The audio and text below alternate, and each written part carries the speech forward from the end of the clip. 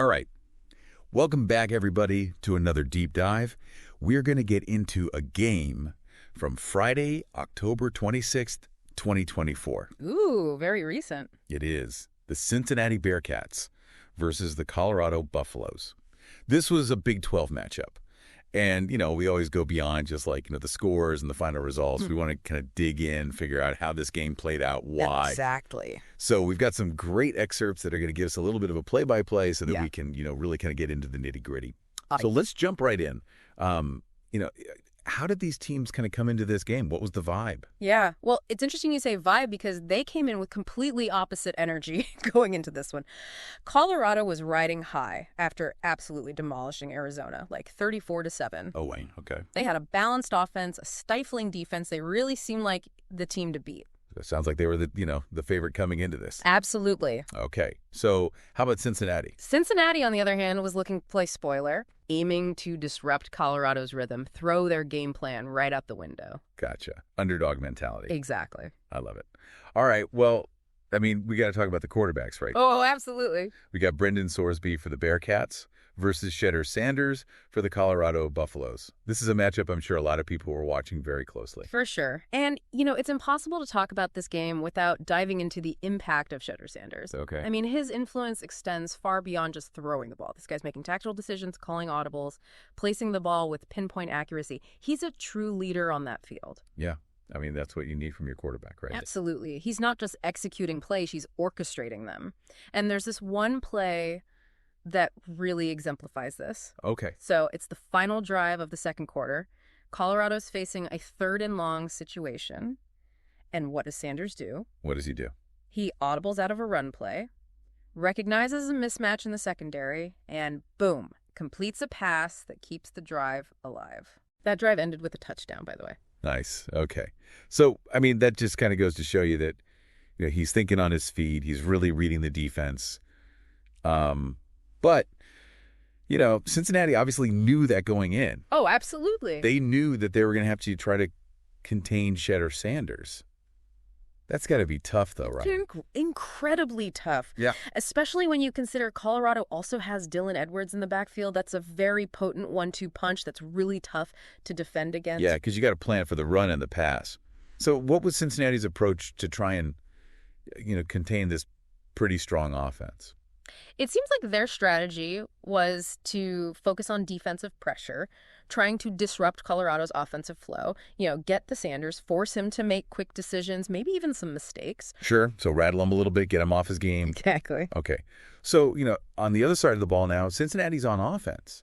Right. Facing a strong defense. They got to be thinking about, how they're going to move the ball down the field. They had to be strategic, right? They did, and they were.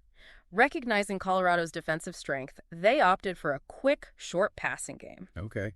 Interesting. It's a smart approach. It minimizes risk, allows them to probe for weaknesses in Colorado's secondary, try to get those first downs, maintain possession. Yeah, I like that. It's like a little, death by 1,000 cuts type of approach. Exactly. And a key player in this approach was receiver LeJontay Wester. Okay.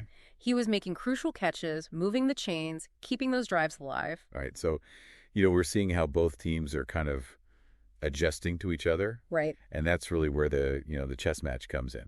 Absolutely. So, we talked about Colorado's offense.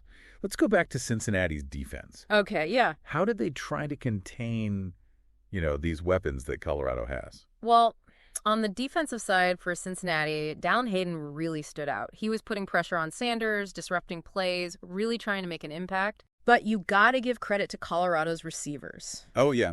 Incredibly versatile, running sharp routes, always seeming to find ways to get open. Yeah, that's a nightmare for a defense. It really is. It's like they always had an answer. Yeah. And on the flip side, Colorado's defense had its own star, Travis Hunter. Okay. Now, he was a real headache for Cincinnati, making it really hard for them to establish a consistent passing game. Okay, so really just shutting down their main offensive strategy. Yeah, pretty much. All right, so, it sounds like a very back and forth, both teams adjusting, counter-adjusting. Really interesting. So, at the end of the day, who do you think won that strategic battle? Well, while both teams played hard, I'd say Colorado's versatility, especially on offense, really won the day. They were able to put pressure on Sorsby, disrupt Cincinnati's key plays.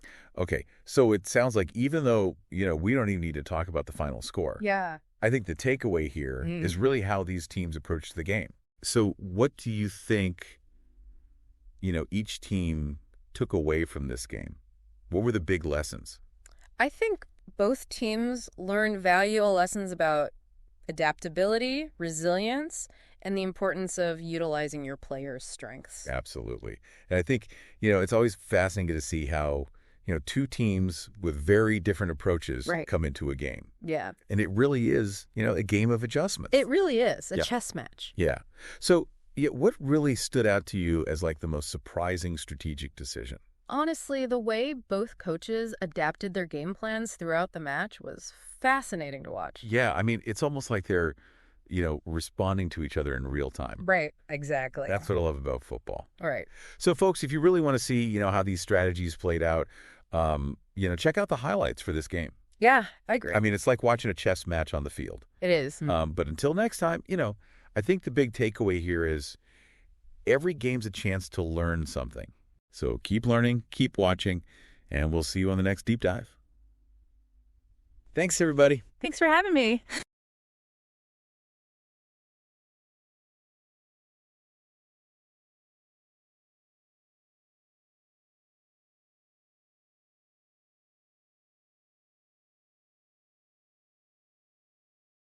Today is your lucky day.